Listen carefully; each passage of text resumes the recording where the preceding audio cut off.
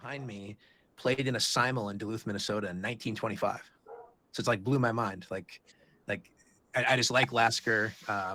People thought he was like a swindler and a coffee house player, but he was like a really deep, like psychological sort of player in the sense he uses the term chess is the human struggle, and he embraces chess psychology. And so he's a very interesting player and very, very sharp guy. And so anyway, it was just interesting that I have a direct connection, historically speaking, to Lasker, which is like was really cool. We just found that out like last month. So yeah, so my dad taught me when I was 4, I hunt kings. I was by no means a chess prodigy. You know, I think when I graduated high school, I was like 1700, which is a pretty reasonable USCF rating. But I actually became a national master in 2013. So long ago now it feels. So I spent a lot of time as an adult improver, and I'm still trying to improve. So that's a little bit of my story. I grew up at a local chess club where we would play every Monday night. My dad was the president. And so I would like get used to, as like, say a 7, 8-year-old kid, 9, 10-year-old kid getting beat up by like 40 to 60-year-old adults all the time on the chessboard. And it wasn't the most encouraging feeling, but I did it with my dad. And over time I was able to, you know, learn some things and you know, slowly but surely, and where I am today, and want to keep working. मम्मा तुम iPad ही दे दो मुझे थोड़ा सा तैयार होके बैठना चाहिए Sorry? Video option का ऑप्शन ही नहीं है Sorry, I'm having issues hearing you. You want to type anything in the chat? मैं ठीक लग रही हूँ ना I don't think she realizes she's. Oh, she's just muted or not muted. And not, Okay. yeah. Is there a way to, not that I want to mute anyone, I'm just curious in general if there's like a universal mute option. If I start, I can't see it, so I don't think so. if I start rambling, people are going to mute me, you know?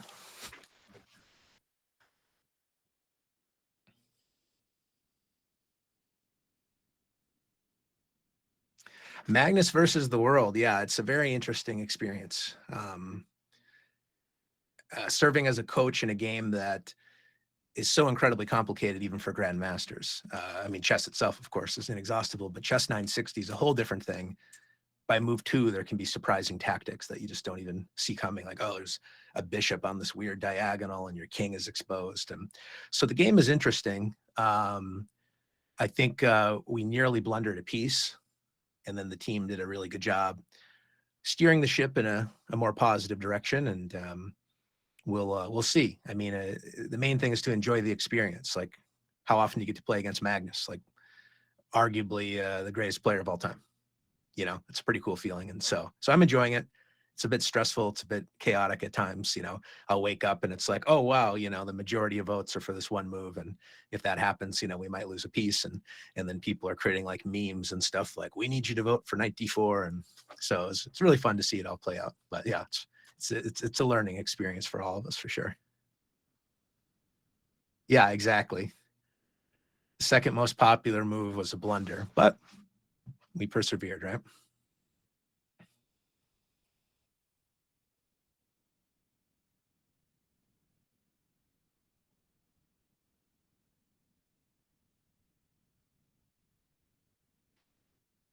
Okay, appreciate seeing everybody making it. Thanks so much.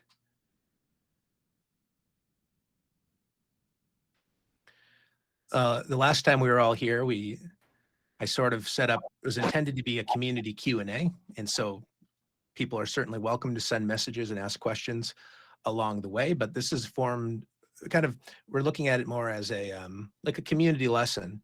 And so I've been looking at some discussions in the Improvers Forum, and I think a really important topic is to talk about tilt, to talk about losing your center, spiraling, and how to possibly resurface and find, you know, a positive path forward. And hopefully I'll have some relatable examples. This is going to be more kind of like a lesson format. For those of you that are new to the Chessable classroom experience, I may ask a quiz, set up a quiz. Please don't treat it like it's an exam or that If it says wrong, that you've failed or something. It's more a survey to see how people are thinking.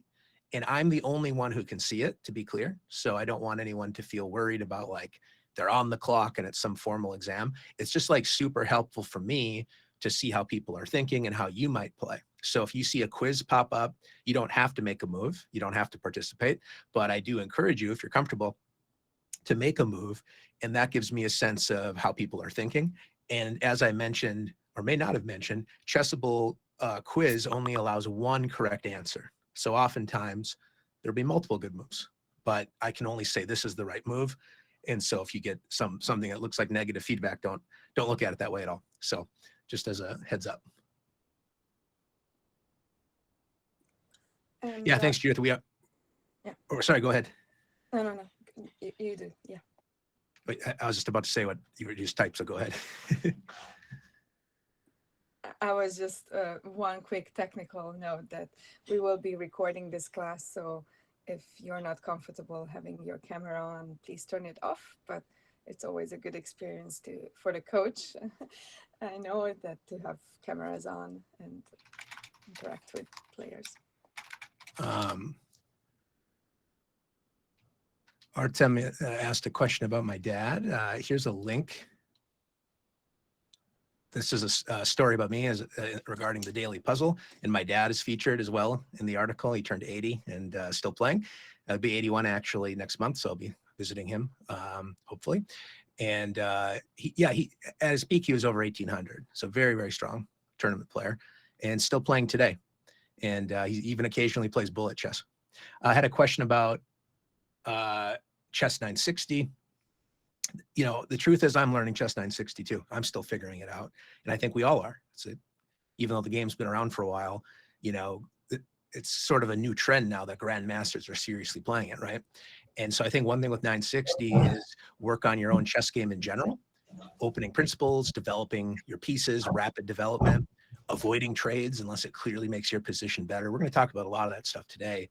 But as I'm struggling with the Magnus game, I'm thinking about how do we fight for the center? How do we develop our pieces?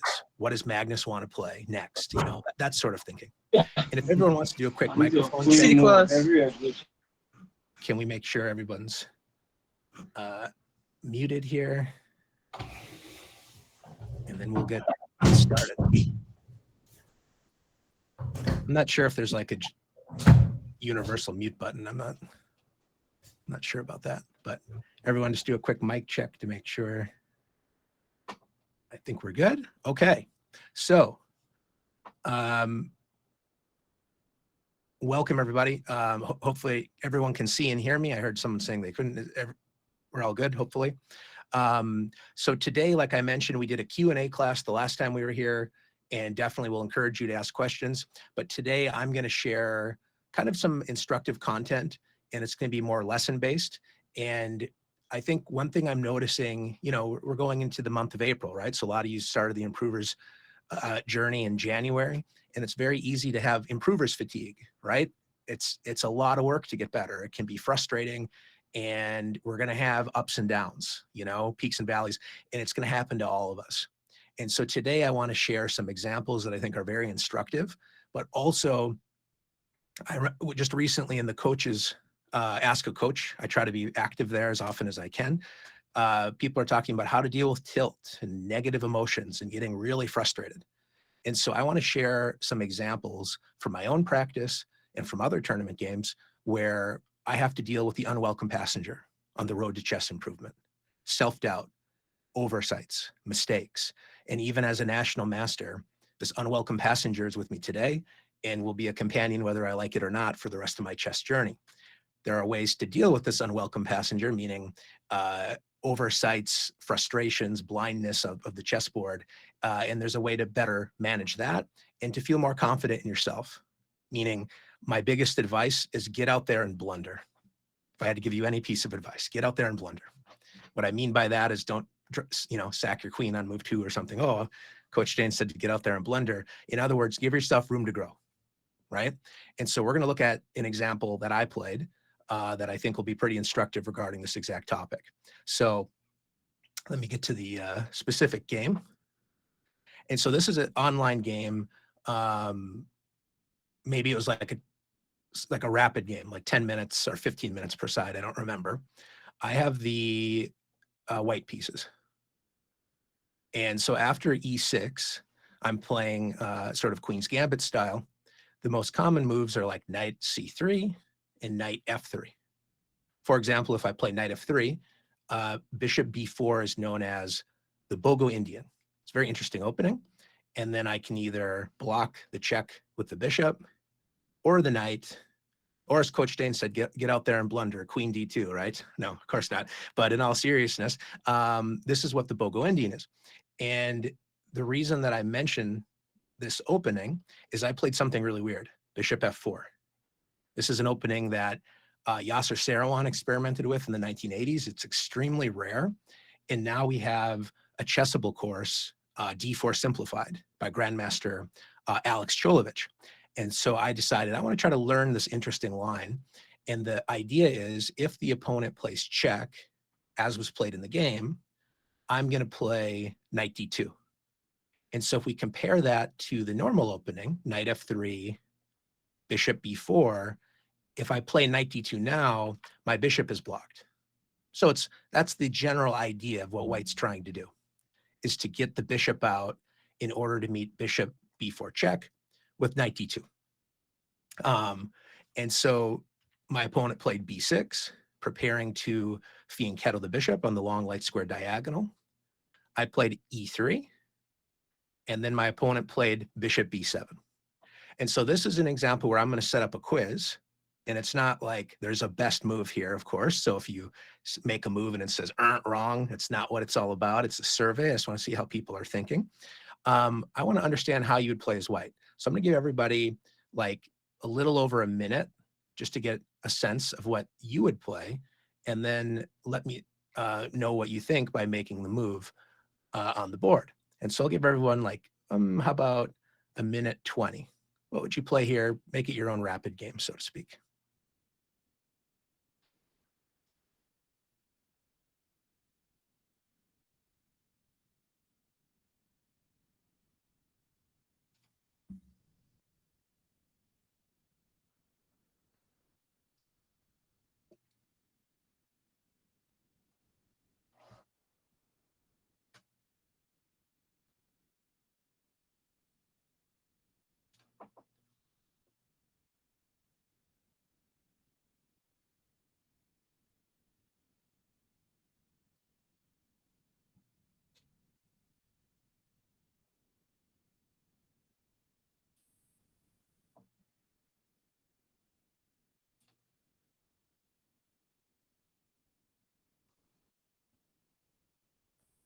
Okay, seeing some great answers.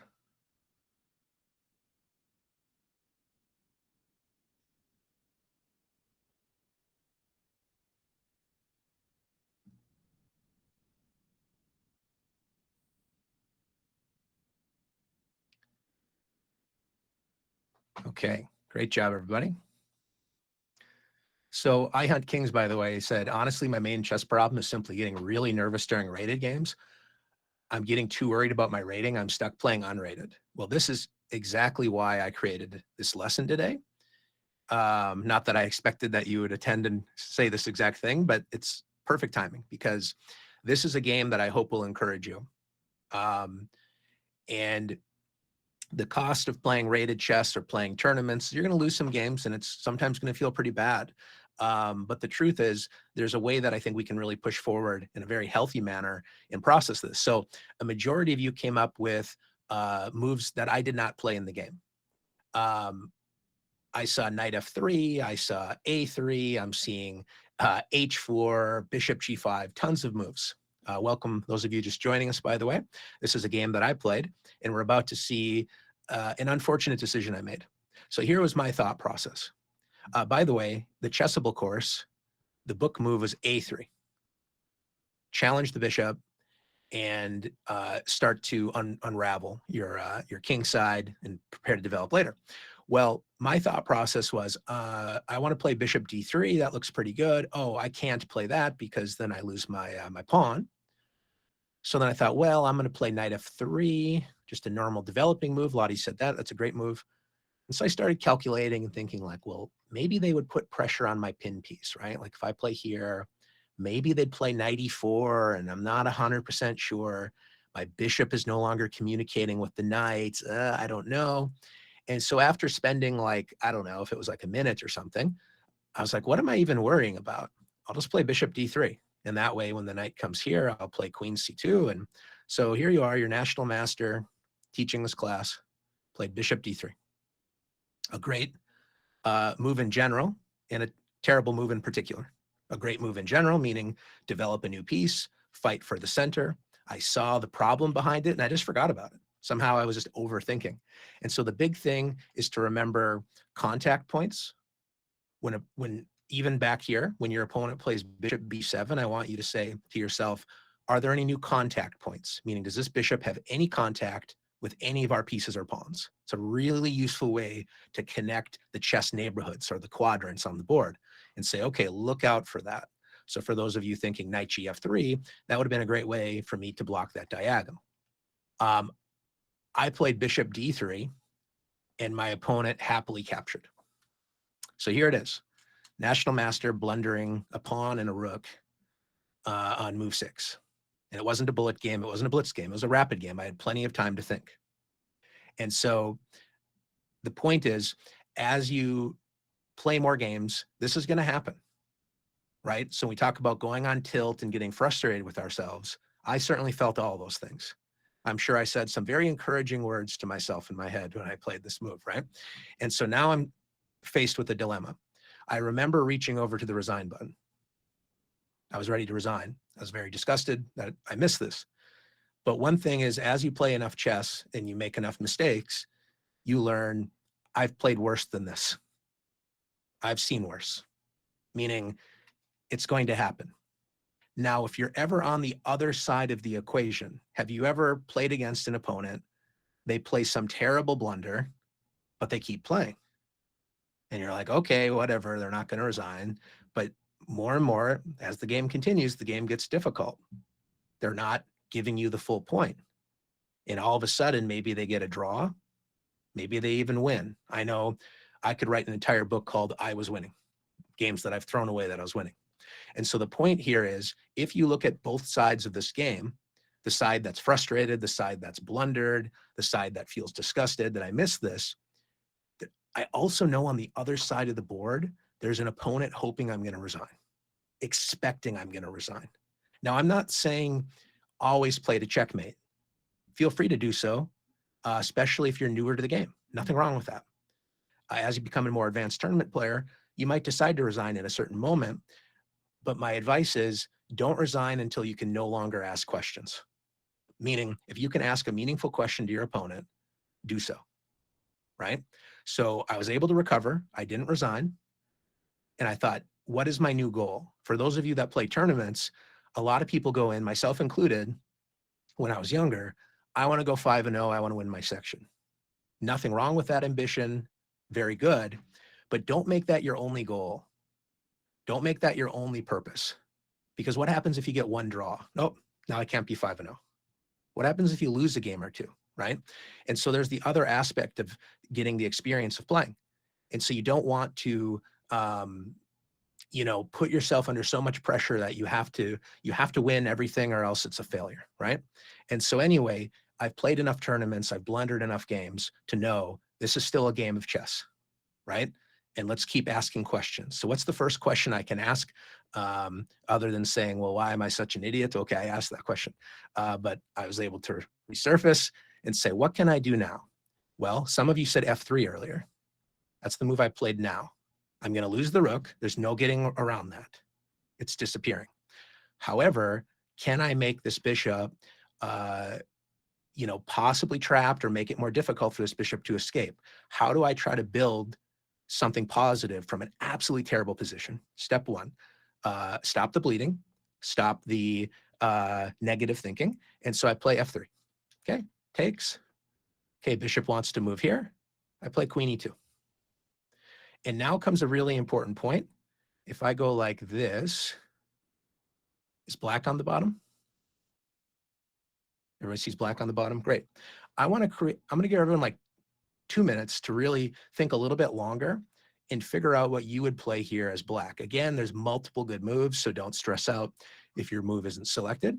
But I just want to get a survey, just like we did before. Everyone did great with that. What would you play now as black? And then after the survey, I will ask people to maybe write their answers in the chat, or explain their ideas, but don't do it yet. I want to let everybody independently think. So I'm going to give one idea that I think could be pretty good. Okay. Black to move, what would you play?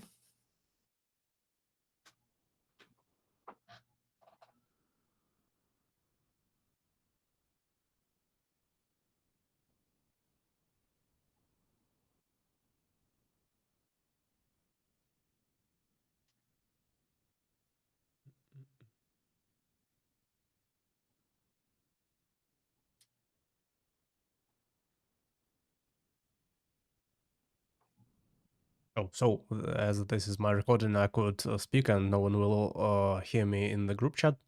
I think basic idea of trading pieces when you're up and exchange, it's a great choice. So my idea is to take the knight and then somehow develop the knight, probably go move the queen and go castling and so on. So let's try this.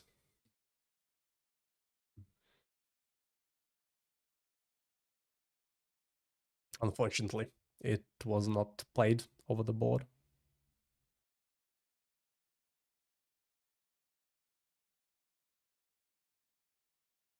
Probably there could be some compensation because of nice pair of bishops and other stuff, but taking on f3 is a bit As weak. people are answering, if anyone wants to throw some thoughts in the chat of the knight, a move you thought about playing or what you think black should be trying to do here and why, be happy to hear some thoughts.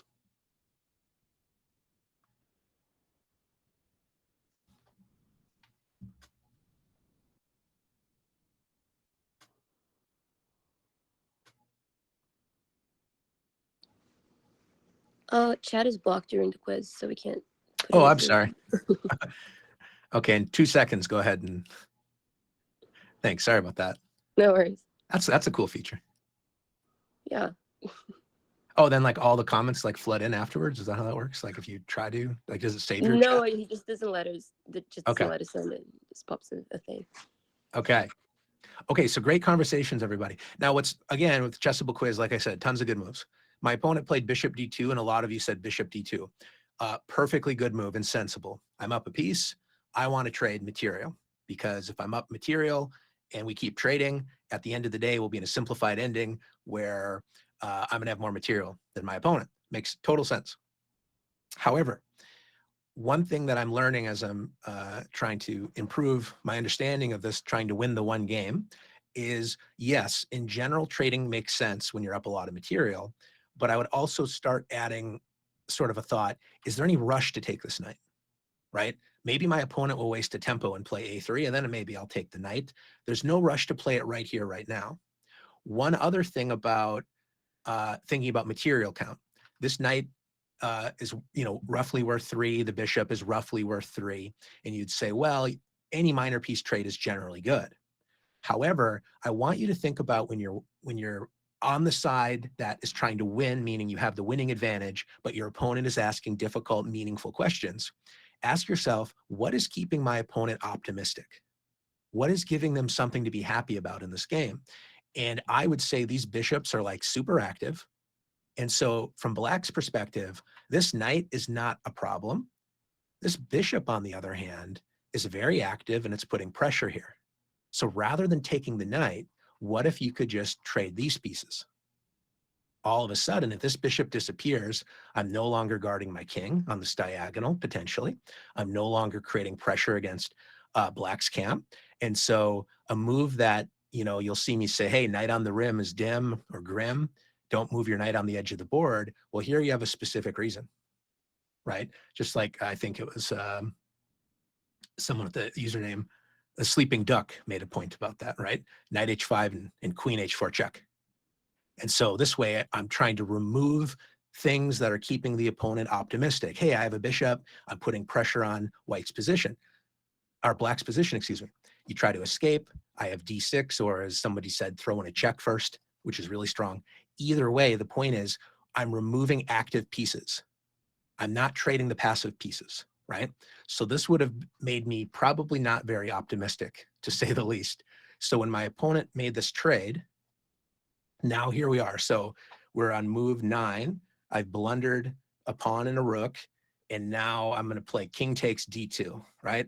Pretty interesting opening, but even though I haven't castled, I do have a loyal group of pawns here that are keeping my king safe. And notice I'm clearing the back rank for my rook. So in this position, I'm still asking questions. Objectively, am I losing? Sure. Was I worried about that? Not at all, because I'm looking at ways to build my position, right? So my opponent played d6, and basically their strategy is like, I'm just going to chill. I'm just going to trade everything off, and then I'm going to beat you, right? This is what black's strategy is in the game. And so here I play the move knight h3. I develop my knight, and now I'm threatening to take the bishop. Now comes one of the most difficult moments. I'm going to argue that both bishop captures that my opponent made, capturing with a bishop, the first one was inaccurate, and the next move I'm going to say is a mistake. And you're going to think I'm crazy to say this. There's a concept called the desperado piece, meaning the bishop's about to fade into the sunset, right?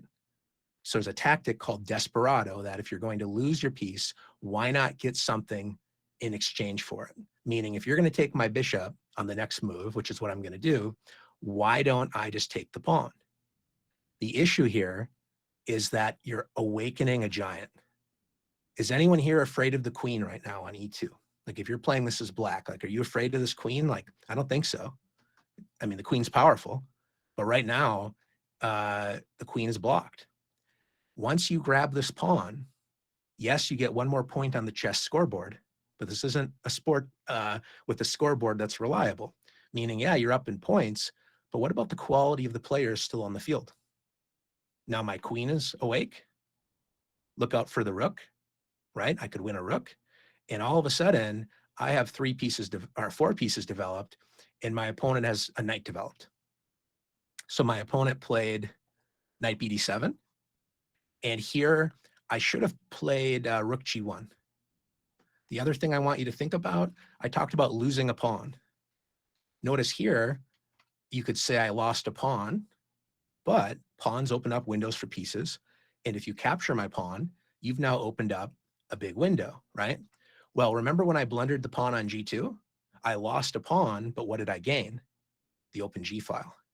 So here, I should have used the mantra, new move, new piece. When you're not sure what to do in the opening, find a piece that you haven't moved, activate it. So after my opponent played knight bd7, I should have played rook g1. And that way I'm putting pressure on the pawn. And, you know, if they castle, maybe all of a sudden there's a lot of pressure, you know, on the king side. If they don't castle and they push a pawn, when in doubt, don't push pawns. They never can move backwards. I'm going to pounce on the space left behind. The dark squares are weak, and I'm asking difficult questions. My opponent is up a piece, but to me, it doesn't feel like they're up a piece because most of their pieces are sleeping. This is what I should have played. Instead, I played bishop g5. I pinned the knight, and I thought, okay, now I'm going to play rook f1 and just kind of pile up the pressure. And my opponent played h6, and I thought, okay, great. I'm going to get you to play g5. I'm going to bring my bishop back. I have everything under control. So here's your national master, blundered on move 6. And after g5, as I'm about to reach for the bishop, Dalian Chesty, you feel the pain. I see you there. I just realized that my bishop is hit, followed by a fork. So I had to look at my friend, the resign button. Not so much a friend, but, you know, a resource there. And I thought, okay, I really screwed it up again. I completely missed this move. So in other words, I saw g5. I didn't miss g5, but what I missed was if I play this move, my opponent plays g4. And I'm forked. So kind of an open question. You feel free to throw some ideas in the chat. Is it time to resign? Should White resign? Or can we ask another meaningful question?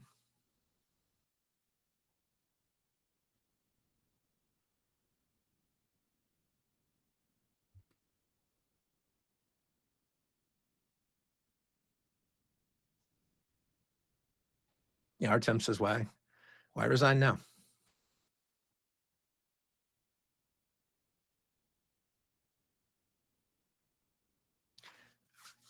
Anita Drink says, just take on G5. Absolutely. Which way? Flan, yeah, knight G5. Sack the knight, put pressure on the F6 knight. Says, I hunt kings. Living up to your username, very aggressive. Yeah, Anita Drink says, knight G5, HG5, bishop G5. So in other words, what do I have that my opponent does not, right? You could say a pile of blunders. I've made tons of blunders already. My opponent hasn't. So that's one thing. Hooray for me. But I have a dark squared bishop. And I want you to think about this, that if your opponent gives you a bishop for a knight, yes, you can say 3 points for 3 points. But I like to use a term that's a little bit bold, but I would like to say, if you trade a bishop for a knight for no reason, you have given me 32 squares for free. Now, it's not 100% true, but it's a way to think about it, that when I have 2 bishops versus 0 bishops, they are the uncontested rulers of the dark squares and the light squares, meaning there's no rival. So I have a little bias toward bishops. And so here I had to resurface. I kind of, cursed myself. I was frustrated, right? And then resurface. What can I do now, right? Lasker behind me. Somebody asked, is that Lasker? And Lasker, people say it's chess and art, a sport, a science, a this, a that. I love Lasker's quote, chess is the human struggle. Let me put this in the chat. Lasker, the human struggle. And so I'm going to keep struggling. I'm going to keep asking questions. So I sacrificed my knight. And now I have pressure on the pinned knight. And after I did this, I was like, oh man, I might lose a pawn with check. And so I kind of, the nerves kind of shot up like, oh, it's going to happen. But I was like, what if it does happen? How bad is that? My opponent decided not to take with check, but I was going to play king c3. And all of a sudden, I'm still asking questions. I'm putting pressure on the pinned knight. I'm ready to play rook f1. I saw people forecasting that in the chat. Great job. And my opponent still hasn't completed development. So remember the burden of winning the one game. My opponent's feeling this pressure. But the funny thing is when you blunder, there's lightness to it. Rather than being so serious, oh, I have to be perfect. I have to, play the perfect game. Once you're, seeing, hey, I made some human mistakes, and there's human opportunities now. There's like a lightness where it's like, I wasn't worried anymore of losing or winning this game. I was just like, what am I going to do next? I'm going to keep asking questions. Somebody asked a question about check here in knight d5. Yeah, well spotted. That's a very interesting idea. You'd have to calculate, so you're checking me, but discovering the queen's attack against the bishop. Really good question. I don't know, maybe I would have to take you, you would take me, and then I would need to calculate if I can get away with some move like taking the pawn, hitting the knight, discovering the rook, threatening this. There's a lot of crazy stuff going on. So you're right. There's definitely better ways for black to play, and we'll kind of reflect on that at the end. But the main point here is I'm asking questions. I'm keeping the game complicated rather than resigning on move 6, right? Rather than resigning on move 13. I could have done those things. Instead, I'm embracing the flow. If you ask the engine, I'm probably still completely losing, but I'm feeling good. My opponent played rook g8. I played h4. And now they played rook c8. And I'm going to ask everyone to think about what you would play here. This is like a really critical moment, I think. White to move. And I'm not going to create a quiz. I just wanted people to sort of share their ideas in chat. What would you play here and add a reason why? what would you play next and why? Probably it's time to open up some things and then go in full attack mode.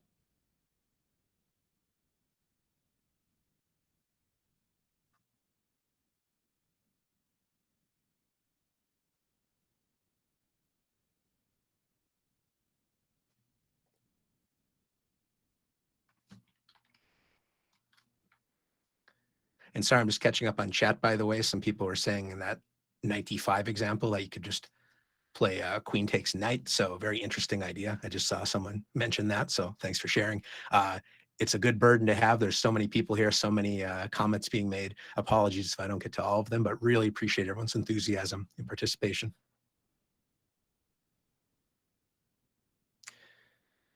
Anita Drink and I, we've actually prepared this lesson in advance. She knows all of the moves. No, just a joke. Yes, she predicted knight g5, and now she predicted the move I played in the game. So a lot of people, I'm seeing rook f1, new piece, new move, new piece, add more pressure on the opponent. Great idea. But the other thing I want to think about, remember earlier we had the story of the side that's winning has the material advantage, thinking about what's keeping your opponent optimistic, the losing side. Why are they still fighting? Why are they still asking questions? What's keeping them in the game? Well, interestingly enough, I'm going to flip the script. Black is still winning, right, with more material, but clearly black is very uncomfortable because they don't have a lot of space. I have pressure. And so they made the move rook c8 for maybe a couple of reasons. If they want to move their queen, they don't want to hang the rook, space left behind. That's one reason. But one big thing when you put yourself under stress, be it a daily puzzle, a normal puzzle, a game, I always recommend, first of all, with puzzles, hit the back arrow. When you do a puzzle, a move's thrown in your face, like, boom, what are you gonna do now? Go, go, go. Hit the back arrow and say, okay, slow down. What's the material count? What's the king's safety? Whatever else you notice. Then make your opponent's move or the puzzle's move and think about what they might play next. I've given that advice in our improvers club, specifically in Ask the Coach, in community form. And this is where it applies in a real game. Give your opponent one more move. What do they want? They want to open up lines. I'm the one with the king in the center. They have the material advantage, right? So I'm down, what, a full rook, basically. So they just want to make their pieces active. So with this in mind, if you think of like a bottle with a cork, how do I stop c5? Queen c6. No c5. Rook f1 is on the way. And so if you check this with an engine, the engine might say black is still winning. At this point, I felt I had a good chance to win the game. Maybe call me delusional, but I felt really good because all my pieces are talking together, right? And so now my opponent doesn't have any real active play. And this is where black panics. It tells you something. If you check this with an engine, it's been a while since I've looked at this with an engine. I think like the best move is king e7. Like, yep, my knight's pinned to my queen. Clearly the best move is to pin the knight to my king and my queen. But it's actually like a clever computer idea because then you can like shift your queen over this way and do some interesting dancing. But my point is, good luck finding that under pressure. Remember, I'm the one that blundered the piece. So black's like, this is an easy game. I'm going to win. They're going to resign. I don't resign. Oh, white just blundered another piece. They're going to resign. I didn't resign. And now they don't have easy moves.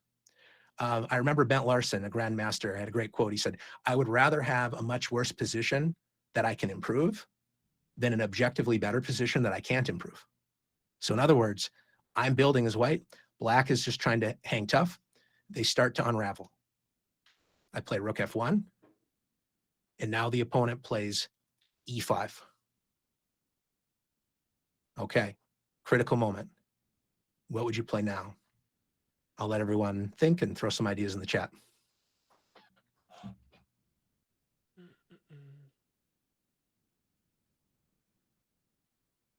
Honestly, tough decision. Probably rook could be hanging on something, but there's rook g7.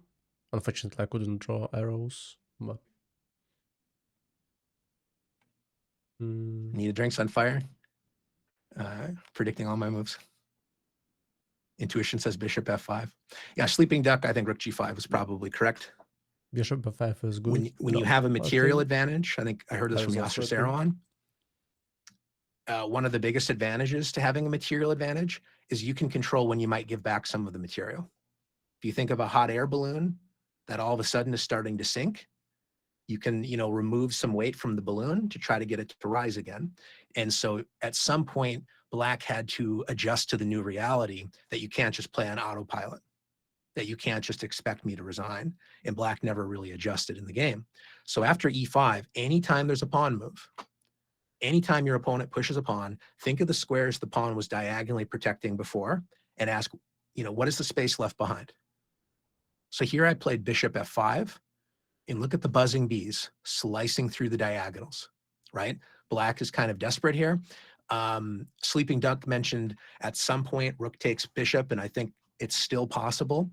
But now Black is just flailing, just like, okay, I'm going to take you. I'm going to try to open up lines for my knight. I take back.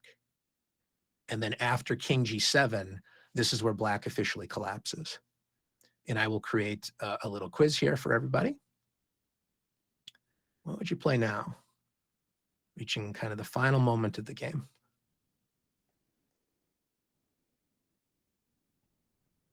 So Okay. obviously there is bishop takes knight, depends which bishop and which knight. And honestly, I think that bishop takes on d7 is a bit more accurate, as knight couldn't take, and if queen takes, then knight on f6 falls with a check, and queen simply hangs. So, probably there's nothing much on takes, and probably in the game I would take on d7. As there is check on f6. But honestly, I'm not sure. I have guessed, I have missed with 2 previous moves. So, and there is 3 moves in, so I guess there is a tactic. There is a tactical maneuver. Nice maneuver, by the way.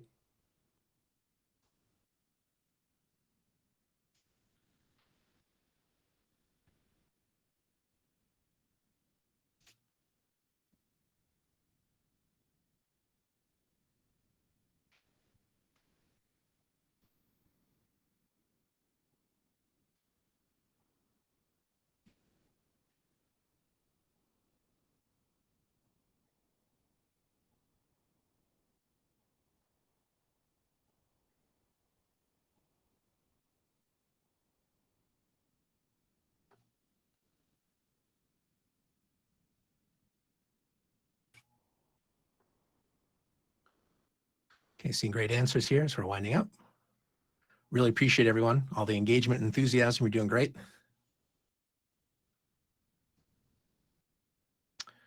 Okay. So in this position, we have a knight that's pinned to the rook. We have a knight that's pinned to the queen. And so king g7 was a tragic mistake. This is the last mistake Black played, where I think Black is actually losing now. Before this move, I think Black is still okay. So my view is the queen is overworked. The queen is guarding both knights. So my rook is ready to jump into the action. We could lead with check, but that gets maybe a little more complicated. I played bishop takes knight first. And the reason I did that is because now my rook is attacking the pinned knight. All of my pieces are working together. Black's pieces are rather sluggish, right? They've been kind of crouching the whole game. And so now I'm ready to play bishop f6 check. And after queen d7, I captured the knight with check. I captured the queen. And the rest of the game, I'll just blitz through. All of a sudden, do you remember move 6? You were here for the whole story. You remember me blundering. You were there when move 12, g5 was played. I blundered a pawn fork. I kept playing. I kept asking questions. And my opponent had the burden of winning the game that they thought would win on autopilot, right? And it's happened to me. I've played that way too. When your opponent blunders, you relax. When you blunder and you don't give up, you have the survival instinct, right? fight, fight, fight, keep going, see what you can do, ask questions. And whereas the other person's kind of chilling, like, okay, they blundered, I'm going to win. And so for those of you that are like, I'm not sure about playing in tournaments, or I go on tilt and I get really upset. I've seen that said all the time. This lesson's for you. You can go on tilt every single game, and you can also fight that tilt in game, in the very same game. I know the idea of tilt, I've done it too, where you lose one game, you're like, well, I'm going to play X number of Blitz games until I win one game. 30 games later, 3 a.m. later, and you feel terrible, your eyes are red, and you haven't won any games. I get it, I've been there. But my point is, that's okay. Like, don't beat yourself up. But I also show these games where here I am, national master, you know, playing a brilliant game where I blundered twice in really tragic ways. But it doesn't mean that I have to lose the game. And if I do lose the game, which will often happen, like, you know, my opponent could have played in a more resilient manner, I would still feel good that I played a complete game. Once I was no longer able to ask meaningful questions, maybe I would resign. But throughout the game, I still had the opportunity to keep asking meaningful questions, and my opponent never adjusted. That the alertness they had to exploit my blunders, they needed to still harness that to win the game. All the energy you put into getting the one game or the winning game, now you need to keep that flow going. Get happy after the game. You know, keep pushing your advantages. So I'm going to take a couple questions, and then I want to share one more example quickly. So great work, everybody. Really appreciate everyone hanging out here today. Some tips for tournament preparation for the middle game. Opening suggestions, just getting an idea what kind of questions we have here. Okay. Well, let me show another example that might speak a little bit about these points. How many people have heard of Alice Lee from the United States? Alice Lee, international master. I think she has the women's grandmaster title as well. She grew up in Minnesota. Really fantastic player. I had the opportunity to watch Alice take her first steps in the game at the Chess Castle of Minnesota. And she played some brilliant games there.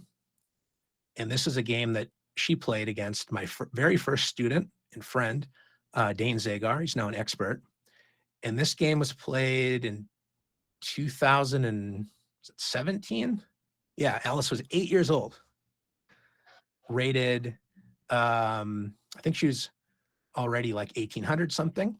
And she's 8 years old, and she's playing Dane Zagar, who's an expert. And so I'm looking at it from Dane's perspective, again, regarding the unwelcome passenger on the road to chess improvement. One big thing to point out that I want you to think about the game that we just looked at, I talked about pawn windows, right? Like, for example, I talked about here I should have played rook g1. And if they play g6, these windows or holes are created. And this is a really good opportunity. Just like later in this game, I was able to really turn the tables once my opponent played the move e5. Space left behind, look out for the diagonals that are created through pawn moves. So I mentioned that because in this game, just going to blitz through the opening. They play a King's Indian defense. Alice has the black pieces. Dane plays b4. She plays a5.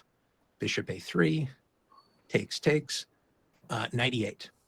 Now, when you talk about how to learn openings and how to prepare in tournaments, the truth is, think about my game that I just played, where I blundered the rook. I learned through that game that I should have played a3 instead of bishop d3, because I want to put pressure on that bishop immediately.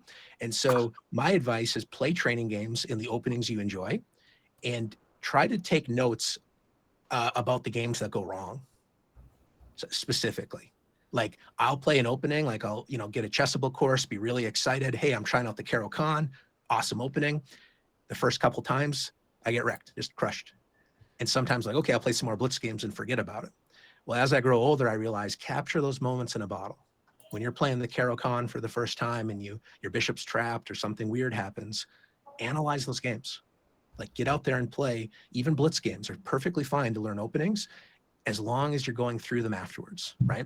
So here I think Dane should have played c5. In the King's Indian, think of the pawns in the center as kind of fingers. They're going to point to the side of the board where you should be playing. Alice's pawns are pointing this way. She has definitely some ambitions on the king side, and Dane's pawns are pointing this way. So he should play c5, maybe knight d2, knight c4, ways to put pressure on d6 and kind of try to put a lot of pressure on the queen side. What he did is he played knight e1. Alice played f5. And now we get to a critical moment. Dane is feeling the pressure, not just because he's playing a brilliant 8-year-old prodigy. We knew she would do well, but I mean, it's just phenomenal how strong Alice is. And what a pleasure that we were able to see her play at the castle during her developing years. And so Dane said, okay, you're trying to remove my pawn because I have this pawn chain here. If everyone wants to check their mic, make sure you're muted, just so there's no background noise. You're going to try to remove my pawn chain. So I'm going to play f3 and build a 4-pawn chain, and everything feels great. And so I was watching this game live. And I was like, what is Alice going to do here? She's probably going to play f4, g5, h5, g4. This big tidal wave. And it's still going to be like a big fight. Dane's going to fight on the queen side. Alice is going to expand on the king side. And I was watching it live. It was a game in 90. I was like, man, this is going to be an amazing game. This game lasted another 6 moves. Alice found a brilliant resource based upon what I was saying earlier. Pawns open windows for pieces. Sometimes that's a good thing. Sometimes it's a very bad thing. Anytime a pawn moves, look at the kind of the phantom squares that haunt us. That pawn used to guard these squares. Don't just look at those squares. Extend the diagonal like this. So now the king is exposed. Yeah, exactly. Alice is just phenomenally gifted with tactics. LPDO, loose pieces drop off. I talk about this a lot about dreaming. Come up with a fantasy position. If my queen can jump over the pawn, queen b6, check, I'm going to win a piece. If I jumped over that pawn, I have this move. If I play c6, I'm threatening queen b6. So good ideas. People are saying c6. But now white has another move. You know, maybe white can hide or, you know, move the rook here or do something. Is there a more forcing move? Often what happens in chess, you have the right idea. And then you're like, no, it's wrong. Because, you know, the rook's going to move or whatever. And then you give up on your entire idea. My biggest piece of advice when that happens, it happens to all of us. When your first move, like I have this idea and here's the move to make this idea work, like c6. If it doesn't work, don't give up on your idea. Put your idea into the repair shop. It's like a car, right? If your car is not working, you don't immediately go to the dealer and I'm going to buy a new car. Like, let's try to get it repaired. So my idea is great. C6 didn't quite work out. Well, Alice found the thunderous, as some people are saying in chat, C5. Amazing. What? So now I'm ready to take the bishop. If you move back, I'll take you. So Dane said, well, what else can I do? I know a little bit of French. I'll play en passant. And now Alice doesn't take back. What does she do? Queen b6 check, right? And so after this move, the bishop was captured. Dane played knight d5. She captured. He attacked her queen. She played queen c5, takes, and then he runs out of fumes and decides to resign. Now, even here, I would make the argument, I would keep playing. Like if I'm playing this against 8-year-old Alice Lee, I'm going to get crushed probably. But even here would be an attitude where I would say, keep asking questions, keep fighting. The game isn't over. You know, you can plant a knight in the center. Yes, you're losing, but let Alice show some technique, and she certainly would, I think. But just an example of continuing to fight. But I totally get being demoralized when this happens. But the big point here is look at what Alice did. She's making all of the normal King's Indian moves. She's ready to flood all of the, open up the floodgates on the king side. But the second Dane plays f3, she sees the pawn, the window of opportunity being open. She sees the loose piece, and she finds this brilliant move. So again, Dane Zagar, expert player. I mean, he's a USCF expert. And my point is, for those of you that are uncertain about playing, get out there and blunder.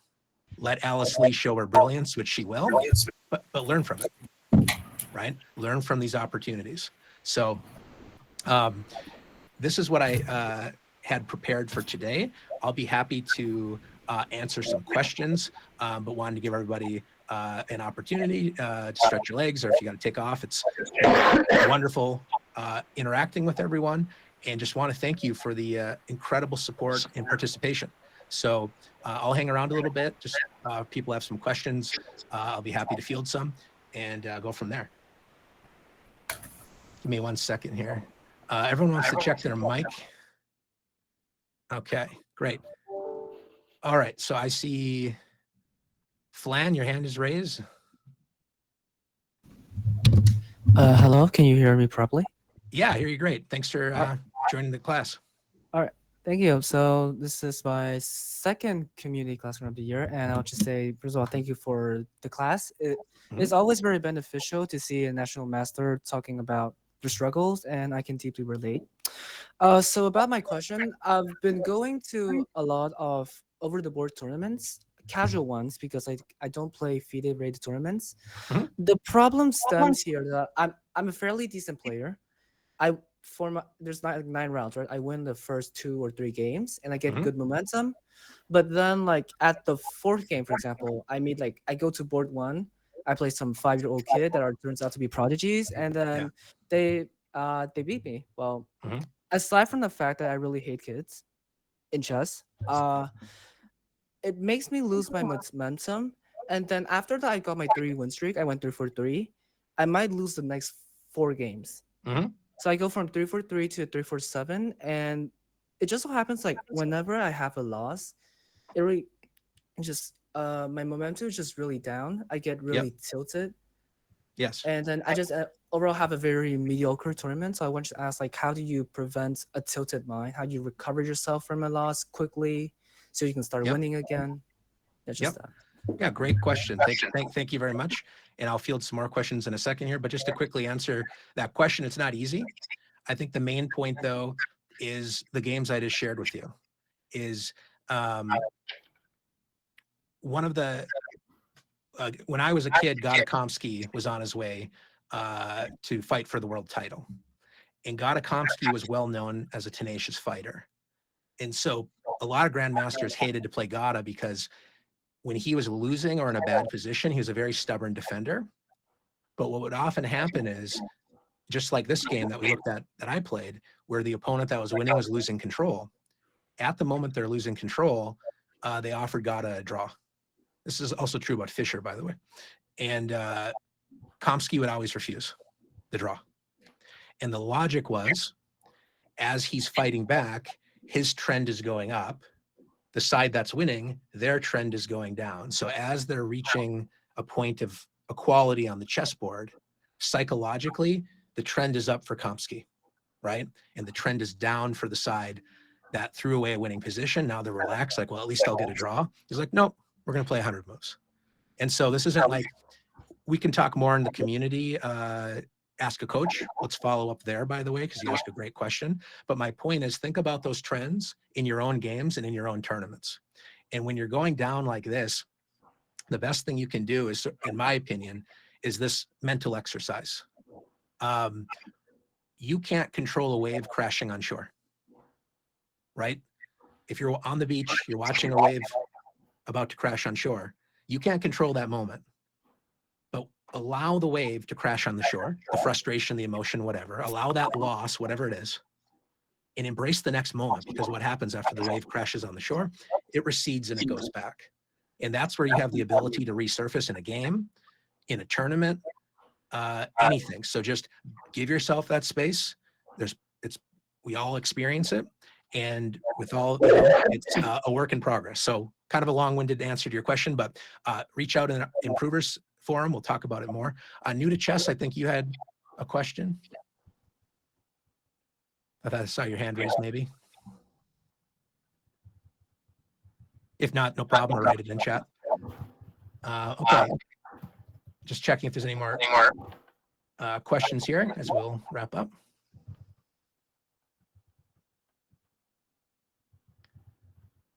Okay, yep. Starting to take chess seriously. My openings are good, but when it comes to middle games, I do not know what to play and I'm stuck. Okay, okay. I'm just trying to mute the mics too here quickly.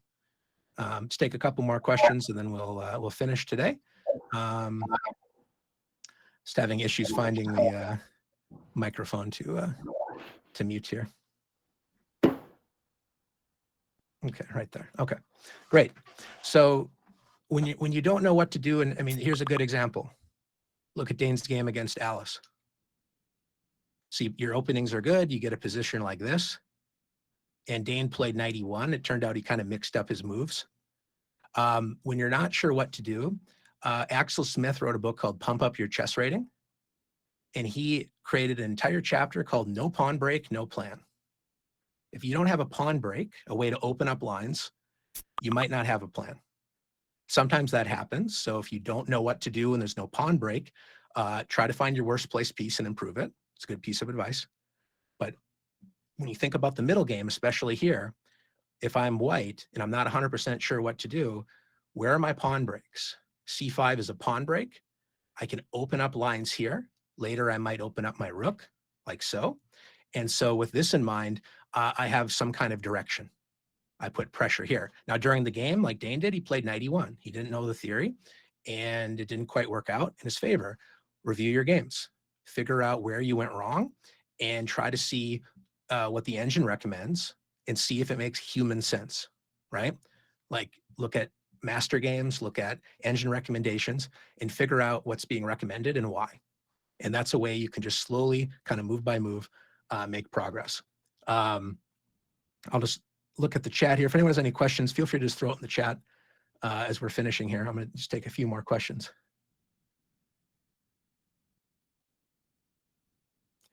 I'm new to chess and curious about the differences between attacking and defensive playing styles. Since we aim for the best move regardless, how do these styles differ in practice? Could you explain how to play with each style, including how an attacker and a defender would formulate their plans? Well, we're getting some wonderful questions. I probably won't be able to easily answer any of these in the next few minutes in any great depth.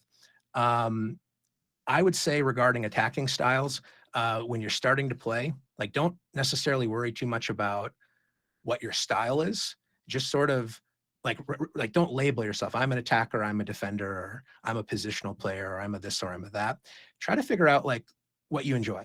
Like, some people cringe and have like a really bad reaction when I say I play the French, right? So if you're like, ooh, it's the French, I don't like that opening. Well, maybe you don't need to play it, right? I love that opening in particular. Other people love the London system. Anybody love the London here? Anybody hate the London? Like, I'm sure we have different opinions, right? And so when you're trying to talk about different styles, don't worry about that so much. As you said, take it move by move and figure out what kind of openings speak to you, right? If you like sharper games, you might play e4. You want to be a little bit slower positional, you can play d4, but you know, there's a lot of things going on there. So really good questions. I'm gonna kind of finish here today just by saying, if you want to reach out, we have the chess.com Improvers Club. We have the Ask a Coach, Ask community. And so feel free to ask a question. New to chess, I know you were meaning that. Please go ahead. I'll do the one last question here and then we'll wrap up. So, Okay, but those of thank you who you. didn't have your questions answered, please go to Ask a Coach community. Say, hey, I was in this lesson. I had this question, and I will reach out to you there for sure. So thank you for How so to many play great questions. how to play closed positions in chess? I tend to play very badly at it. That's a great question. A lot of that comes down to pawn breaks again, but how to play closed positions. So I'll just as an example, this is the French defense. This position can be rather closed. Everyone to check your mics there. I don't think we have like a universal mute button as far as I'm aware. So many screens. It's a good problem to have to find the mic to mute. Okay, so how to play closed positions. Again, it goes down to what are your pawn breaks? Like, let's say I play c4. It's not a great move for black, but just giving you an example of something that just looks really bottled up and closed, okay, like this. Go back to Axel Smith's idea. No pawn break, no plan. So when the positions are closed, look for pawn breaks. What is a pawn break? It's a pawn move that creates tension with another pawn that will break open lines. So here, if you're playing a closed position, look at the finger, the pawn that's pointing this way. This is the direction of play probably for white. I might look at a move like knight e1 at some point. I know I'm not making the best moves. I'm just giving you an example of how to play a closed position, is to then try to play f4 and f5, right? So like I'm going for f4, I'm dreaming of f5, and then let's say my opponent plays g6, like, nope, I'm gonna keep it closed. Well, now look at this, you have some holes. Maybe you could maneuver a knight here to jump in. Maybe all of a sudden the bishop jumps through these dark squares, right? So my point is, it's hard to play closed positions, but try to think about where can I break open lines for my pieces, okay? So that's pawn breaks first. So, great question. Thank you so much for making it, everybody. I know we have tons of questions. I want to take this energy and please bring it to Ask a Coach community in our Improvers Club. Please say, hey, I was in the class, I had this question. I will be sure to check the forums and we'll continue the discussion there. But the main point here is I hope everyone had a good time. I hope everyone saw a lot of examples of me blundering and learning in the process, right? And to remind you, if a national master can play this terribly and this well, I played well in the same game, we all have permission to grow and to get better. So that's what I want us to take with us, that positive energy. And I will see you in the Improvers forum, Ask a Coach and community, and I'll be there. So thank you so much, everybody. You did a great job. And I look forward to seeing you in the future. Here's to happy chess. Cheers. А стримлю тут, новости тут, все ссылочки в описании.